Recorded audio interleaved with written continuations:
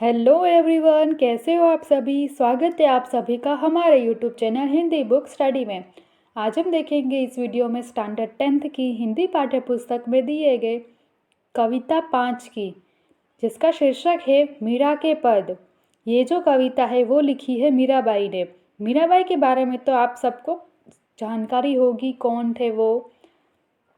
तो आज उसी के पद के बारे में हम लोग यहाँ पे समझेंगे कि आपको इस कविता में क्या बताया गया है, वो मैं आपको बताऊंगी। तो शुरुआत करते हैं हम इस वीडियो की। तो देख लेते हैं हमेशा की तरह पहले एक सुविचार। रोज कुछ नया सीखने की कोशिश करो।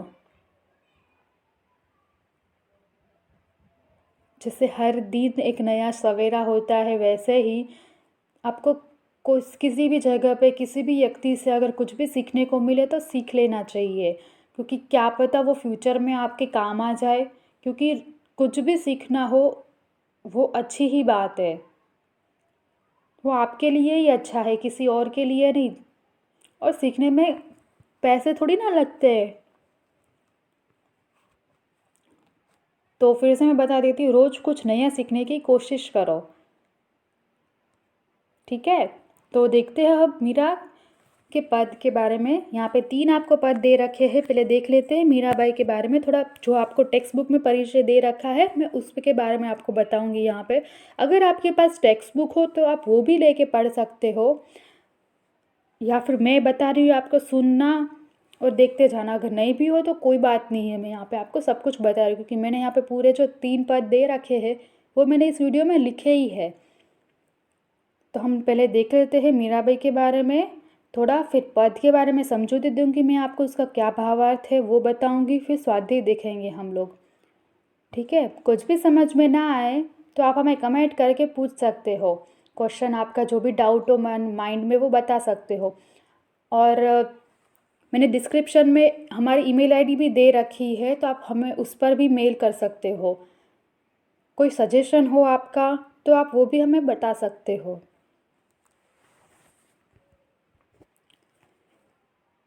तो मैंने यहाँ पे मेन 4 चीज़ें मीराबाई के बारे में यहाँ पे लिखी है, बाकी मैं आपको टेक्स्ट बुक में से पढ़ के बताऊंगी। तो मीरा के पद कविता 5 की कवयित्री है मीराबाई। उनका जन्म हुआ था 1498 में और उनका जन्म स्थान है कुड़की, और उनका निधन हुआ था 1563 में। अभी आप लोग ध्यान से अच्छे से सुनना। श्री कृष्ण प्रेम की अनन्य गायिका मीरा का जन्म मेड़ता जिला जोधपुर के निकट कुड़की नामक गांव में राव रतन सिंह राठौर के यहाँ हुआ था। 2 वर्ष की उम्र में उनके दादा दुधराव उन्हें मेड़ता ले गए, क्योंकि मीरा की माँ का देहावसान हो गया था। दुधराव स्वयं वैभव भक्त थे। उस परिवेश के प्रभाव स्वरूप मीरा बचपन से ही श्री कृष्ण की ओर उन्मुख हो गई। इनका ब्याह राणा सांगा के ज्येष्ठ पुत्र कुंवर भोजराज के साथ हुआ था। विवाह के 7 वर्ष बाद भोजराज का स्वर्गवास हो गया। अब वे अपना अधिकांश समय सत्संग एवं पूजा पाठ में बिताने लगी। पारिवारिक यातनाओं से व्यथित होकर विरक्त हुई मीरा तथा पहले वृंदावन और बाद में द्वारिका चली गई, जहाँ जीवन के अंतिम समय तक रही। मीरा रचित मीरा पदावली के नाम से प्रकाशित रूप में प्राप्त है। अपने आराध्य गिरिधर गोपाल की विश्लेष रूप छटा के प्रति उनकी अनन्य आसक्ति अनेक भावधारों में बह चली है। अभी आपको दूसरे पैराग्राफ में दे रखा है। यहाँ संकलित पहले पद में कृष्ण प्रेम दीवानी मीरा समग्र संसार को छोड़कर साधु संतों के साथ रहकर कृष्ण भक्ति में लीन हो जाती है और लौकिक मोह का त्याग करके अपने आराध्य श्री कृष्ण के अनन्य भक्ति भाव में डूब जाती है। दूसरे पद में मीरा ने श्री कृष्ण नाम रूपी रत्न की प्राप्ति से उत्पन्न असीम आनंद को अभिव्यक्त करने का प्रयत्न किया है और सद्गुरु को पाकर भवसागर पार उतरने का आनंद कवयित्री को भाव विभोर कर देता है। तीसरे पद में कृष्ण भक्ति में मतवाली मीरा ने संसार त्याग की चरण सीमा पर पहुंचकर गिरधर नागर की शरणागति को स्वीकार किया है। अभी हम लोग देखते हैं मीरा के पद।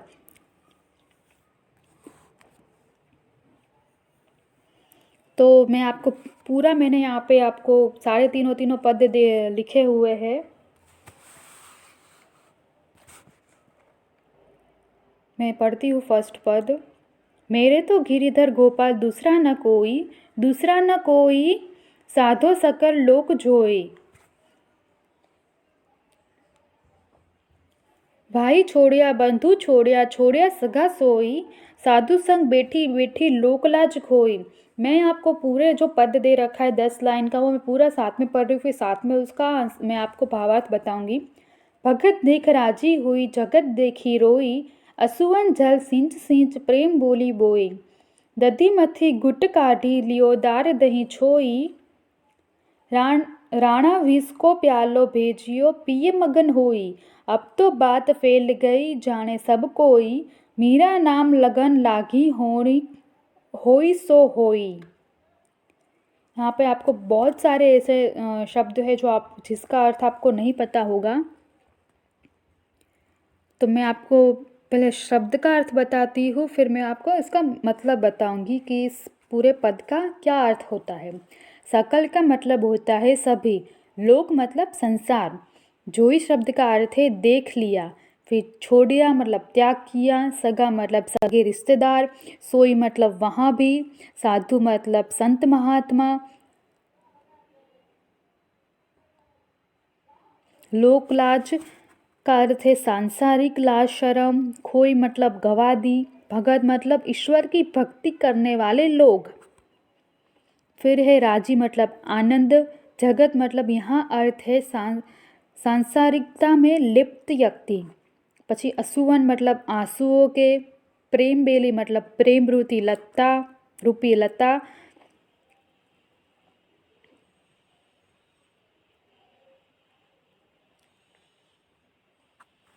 बोई शब्द का अर्थ होता है बोना, फिर दधी मतलब दही, मथी मतलब मथकर, दूध मतलब घी, काढ़ी मतलब निकाल कर, फिर है डार दही मतलब फेंक दी, एक और रख दी, छोई मतलब बिना रस की गंडेरी, फिर है भेजो मतलब भेजा, फिर है पियो मतलब पीकर, मगन मतलब मग्न, जाने मतलब जान गए, फिर है राम लगन लागी मतलब भगवान से भगवान से लगना, फिर होनी शब्द का अर्थ है होनी, फिर होई सो होई मतलब पूरे 3 शब्द का अर्थ है जो होना हो वो हो, जो होना हो वो हो। तो यहाँ पे आपको ये पूरे फर्स्ट पद में ये इतने सारे शब्द थे जिसका अर्थ आपको नहीं पता होगा। अगर आपको एक बार में समझ में ना आए तो आप दूसरी बार सुन सकते हो। अभी मैं इसका अर्थ बताती हूँ कि इसका अर्थ क्या होता है आखिर। तो मीराबाई कहती है कि जिसने गिरी यानी पर्वत को उठा लिया था। मैं एक और बात मैं यहाँ पे आपको बताना चाहती हूँ, फिर मैं आपको पूरा ये पद बताऊंगी फिर से स्टार्टिंग से। गिरिधर श्री कृष्ण भगवान को क्यों कहते हैं तो उसके बारे में सबको पता ही होगा, लेकिन फिर भी मैं आपको यहाँ पे एक बार बताना चाहती हूँ। भगवान कृष्ण का एक नाम गिरिधर या गिरिधारी भी है।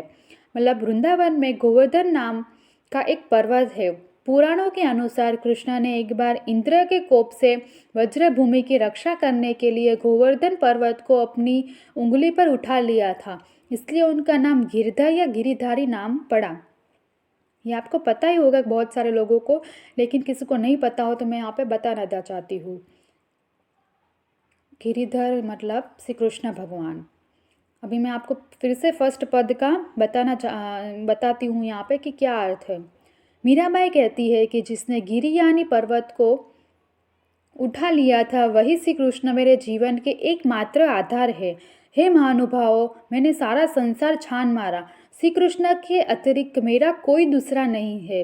वह कहती है कि भगवान श्री कृष्ण के लिए मैंने अपना भाई बंधु तथा सभी सगे रिश्तेदारों को छोड़ दिया है और साधु संतों के पास बैठ बैठ कर लोक लाज खो दी है। सांसारिक व्यक्तियों को देखकर मुझे रोना आता है और भगवान के भक्तों को देखकर मुझे आनंद होता है। गिरिधर गोपाल के विरह में निरंतर बहती हुई आंसुओं के जल से मैंने इस प्रेम रूपी लता को रोपा है और सींचा है।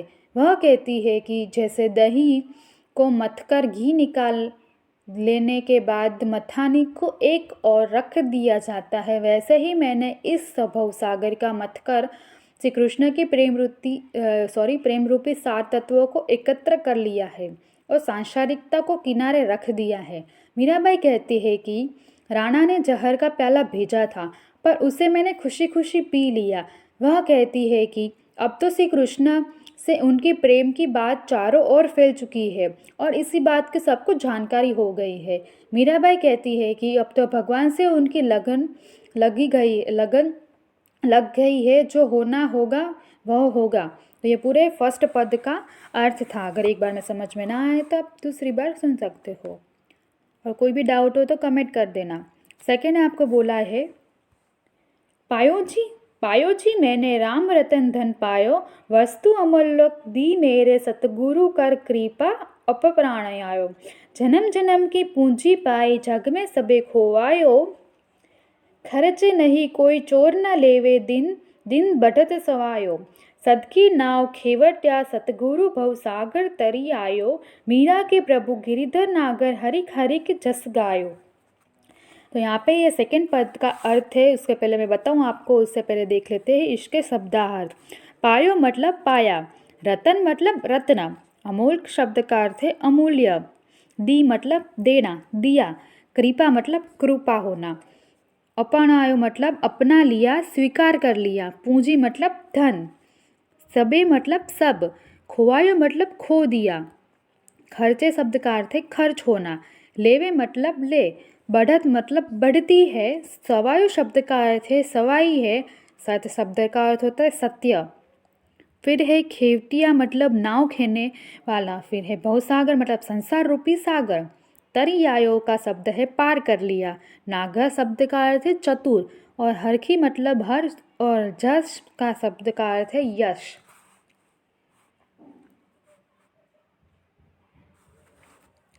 नेक्स्ट मैं आपको बता रही हूँ इस पद का अर्थ क्या है। वो मीराबाई कहती है कि मैंने ईश्वर रूपी रत्न प्राप्त कर लिया है, मैंने सद्गुरु ने मुझे पर कृपा करके यह अनमोल रत्न मुझे दिया है, मैंने यह अनमोल रत्न अपना लिया है, मैंने इस संसार में अपनी लाज त्याग दी है और अब जन्म जन्मांतर की यह पूंजी पा ली है।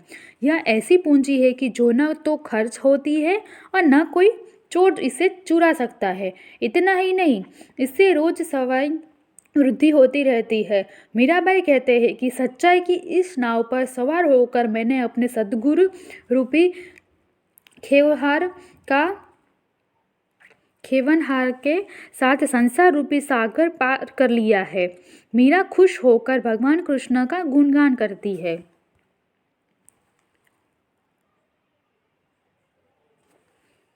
नेक्स्ट और लास्ट पद यहाँ पर दे रखा है आपको, पग घुंघरू बांध मीरा नाची रे, पग घुंघरू लोग कहे मीराबाई बावरी, सांस कहे कुल नाशिनी रे, जहर का प्याला राणा जी ने भेजा पीवत मीरा हंसी रे।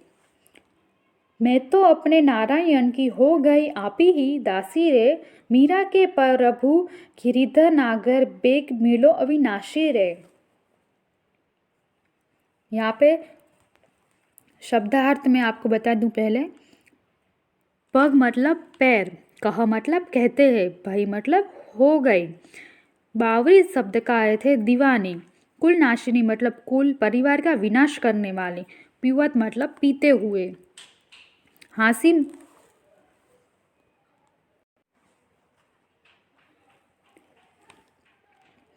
मतलब हंस पड़ी। नारायण शब्द का अर्थ है श्री कृष्ण भगवान, आप ही मतलब स्वयं ही, दासी मतलब सेविका, बेग मतलब शीघ्र, अविनाशी जिस शब्द का अर्थ है जिसका नाश न हो, ईश्वर।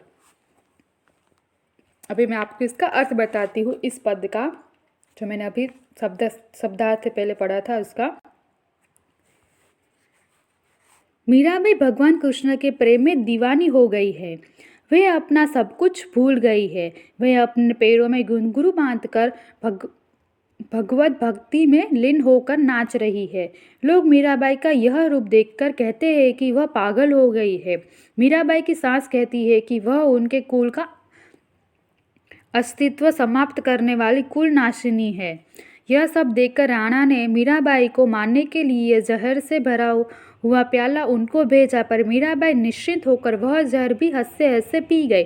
मीराबाई कहती है कि उन्होंने अपने आप को भगवान श्री कृष्ण को समर्पित कर दिया है और वे उनकी दासी बन गई है। मीराबाई कहती है कि गिरिधारी भगवान कृष्ण आप अमर है। हे प्रभु, आप मुझे शीघ्र दर्शन दीजिए।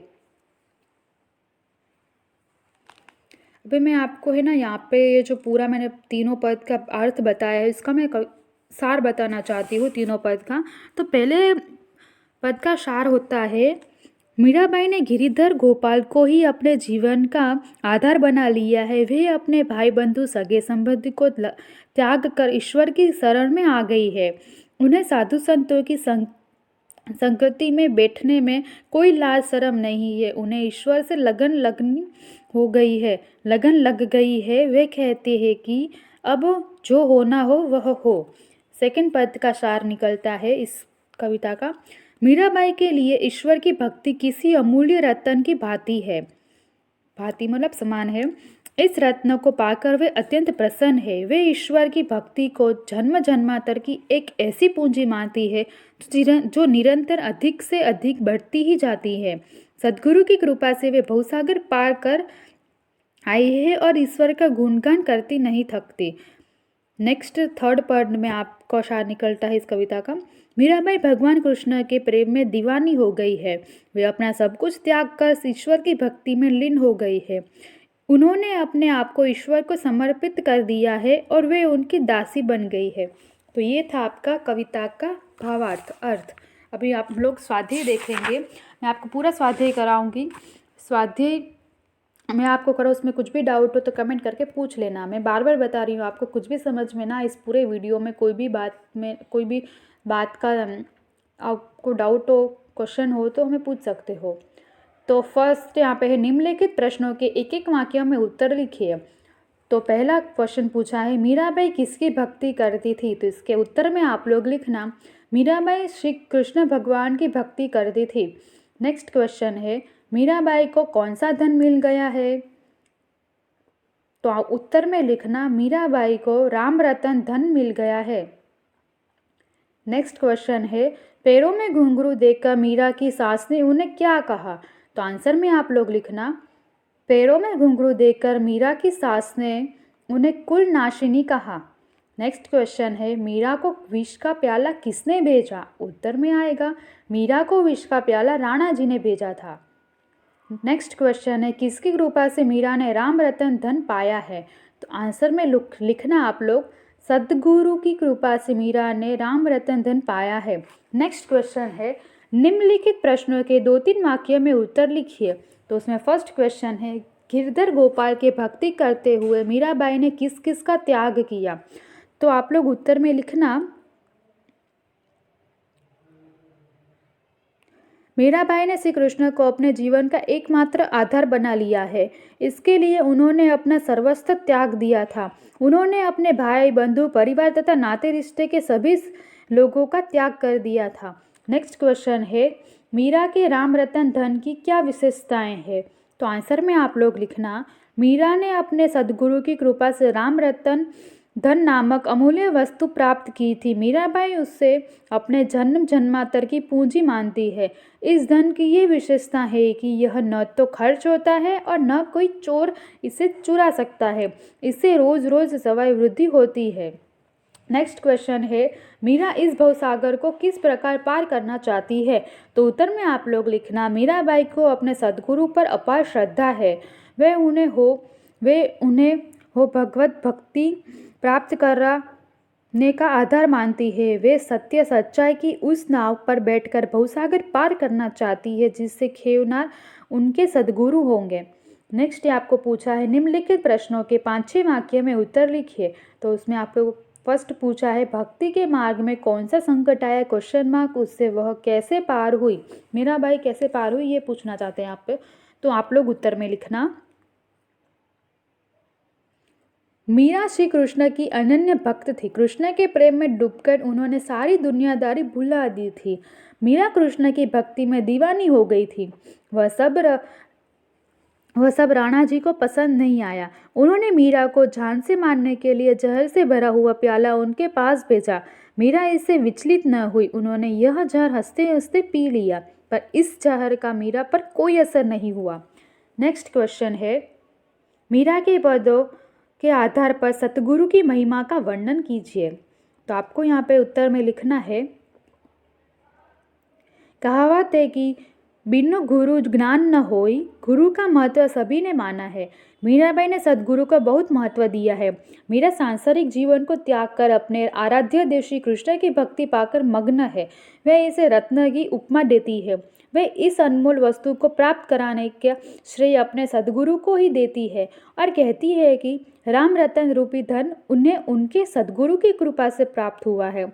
सद्गुरु की कृपा इस संसार रूपी सागर में नाव के समान है। इस नाव में बैठकर मीरा सुरक्षित रूप से इस भवसागर को पार करने के प्रति निश्चिंत है, क्योंकि इस नाव के खेवनार उनके सद्गुरु होंगे। इस प्रकार मीरा के पद में सद्गुरु का बहुत महत्व दिया है। नेक्स्ट क्वेश्चन है भक्ति में लिंग मीरा को लोग क्या क्या कहते थे, क्वेश्चन मार्क और क्यों, प्रश्नाचिन्ह। आंसर में आप लोग लिखना। मीराबाई श्री कृष्ण के प्रेम में रंगे रखते संसार के प्रति विरक्त हो गई थी। उन्होंने सांसारिकता को बिल्कुल भुला दिया था। मीरा कृष्ण के प्रेम में पैरों में घुंघरू बांधकर नाचती थी। यह देखकर लोग उन्हें पागल कहने लगे थे। वे साधुओं की संगति में बैठती थी। यह देखकर लोग उनकी खिल्ली उड़ाया करते थे। उनकी सास और राणा को मीरा का ये भक्तिभाव बिल्कुल अच्छा नहीं लगा था, इसलिए सास ने उन्हें कुलनाशिनी कहती थी और राणा को लगता था कि ऐसे प्राणी को जीवित ही नहीं रहना चाहिए। इसलिए उन्होंने मीरा को जान से मारने के लिए विष का प्याला ही भेज दिया था। इस प्रकार भक्तिभाव में लीन मीरा को लोग तरह तरह से संबोधित करते थे। नेक्स्ट यहाँ पे बोला है कि उचित जोड़ बनाए। आपको अ और ब यहाँ पे ऑप्शन दे रखे हैं, उसमें आपको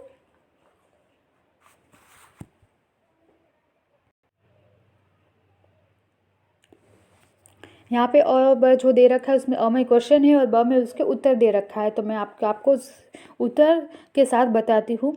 फर्स्ट है भगत देख राजी हुई, तो उसके ब से उत्तर आएगा, मतलब ब में जो दे रखा है 4 चीज़ों में से उत्तर सही है जगत देई रोई, जगत देखी रोई। नेक्स्ट है मीरा के प्रभु गिरिधर नागर, उसका सही आंसर है हरिख हरिख जस गायो। नेक्स्ट है वस्तु अमूल्य दी मेरे सदगुरु कृपा कर अपनायो। नेक्स्ट आपको पूछा आश्चर्य स्पष्ट कीजिए। तो आपको फर्स्ट है जन्म जन्म की पूंजी पाई जग में सबे खोवायो। ये जो सेंटेंस आपको दे रखा है उसका अर्थ आपको बताना है कि इस कविता में से क्या होता है। मीराबाई अपने आराध्य देव श्री कृष्ण के प्रेम की दीवानी है। उन्हें प्राप्त करने के लिए उन्होंने अपने भाई बंधु परिवारजनों और सभी सगे संबंधी से रिश्ता तोड़ लिया है। उन्होंने तरह तरह की बदनामियां सही हैं और लाज शर्म सबको तिलांजलि दे दी है। कहने का अर्थ यही है कि उन्होंने अपना सर्वस्व गंवाकर अपने जन जन्मांतर की राम नाम रूपी अमूल्य पूंजी प्राप्त की है। यह ऐसी पूंजी है कि जिसका कोई जोड़ नहीं है। नेक्स्ट पूछा है आपको सद की नाव खिवट्या सतगुरु भवसागर तरी आयो। इस सेंटेंस का अर्थ है सच्चाई मनुष्य का, उत्तर में आप लोग लिखना है सच्चाई मनुष्य का सबसे बड़ा गुण है। यदि कोई व्यक्ति सच्चे मन से अपने आराध्य देव का ध्यान करे और उससे सद्गुरु का सहयोग प्राप्त हो तो व्यक्ति को भवसागर से मुक्ति पाना कठिन नहीं है। मीराबाई को अपने सद्गुरु पर अटूट विश्वास है। उनके लिए सद्गुरु की कृपा इस संसार रूपी महासागर में नाव के समान है। इस नाव के सहारे वे सुरक्षित रूप से इस भवसागर को पार कर लेगी, इस बात का उन्हें पूरा विश्वास है। इसी के साथ ये स्वाध्याय खत्म होता है और ये जो 5वीं कविता दे रखी है, 5th पोयम दे रखी है, वो भी खत्म होती है।